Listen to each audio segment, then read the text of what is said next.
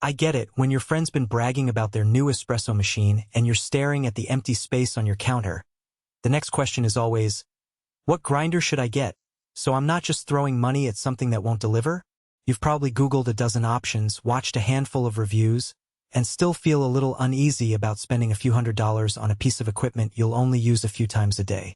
The fear of buying the wrong grinder is real because a bad grind can ruin even the best beans, and a good one is an investment that should actually pay off in taste and efficiency.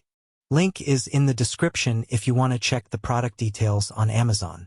That's why I spent a solid afternoon pulling apart the specifications of the grind by weight commercial espresso grinder from Flysigo store, reading the handful of buyer ratings it has, and picturing how it would sit in a real-world coffee setup. The numbers on the sheet look impressive. A 64mm flat Burr, a 350W commercial-grade motor, a touchscreen that lets you pick between timed and weight-based dosing, and a built-in scale that claims 0.1G accuracy. But what does that actually mean once you flip the switch and start grinding for a morning rush or a lazy Sunday pour-over? First, let's talk about the core problem most espresso lovers face: consistency. When you're pulling a shot, even a 0.1 gram difference in dose can swing the extraction by several percent, and that shows up as bitterness or thinness in the cup.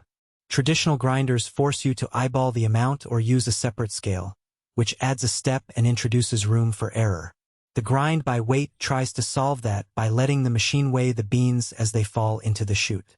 In practice, you set the target weight on the touchscreen, load the beans, and the Burrs grind until the scale hits the number. For a small coffee shop that needs to turn out dozens of drinks in a tight window, that eliminates a manual weighing step and keeps the line moving. I can picture a barista setting the machine to 18G for a double espresso, hitting start, and walking away for a minute while the grinder does the math. The result is a repeatable dose without the need for a separate scale on the prep station.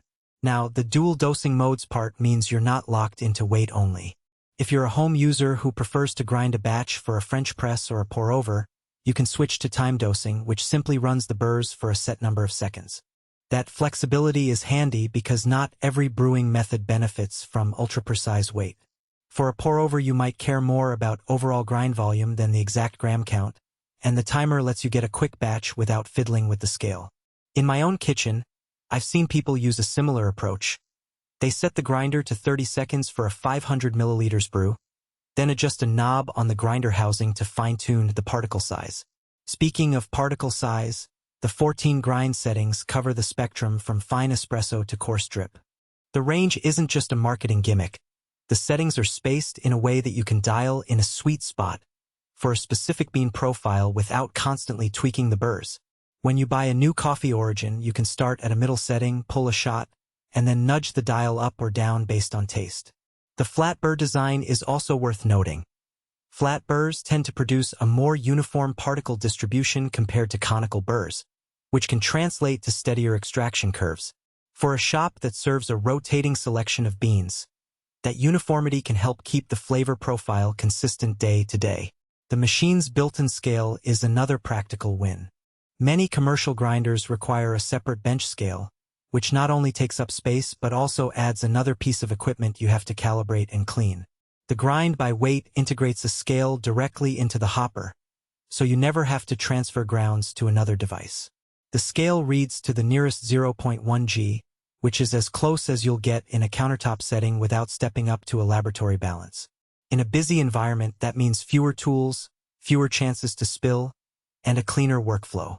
The adjustable height stand is also a thoughtful touch. It lets you raise or lower the grind chute to match the height of your portafilter, which can be a relief for baristas who use larger double-spout filters that sit higher than a standard single. All that sounds great, but there are a couple of practical trade-offs you should be aware of before you hand over cash. First, the footprint. Because the grinder houses a 350W motor, a 64mm Burr set, and a built-in scale, it's a chunkier piece of equipment than a typical home grinder. If you're working with a cramped countertop or a tiny CAF backroom, you'll need to allocate a dedicated spot, and the unit will be a bit heavier to move.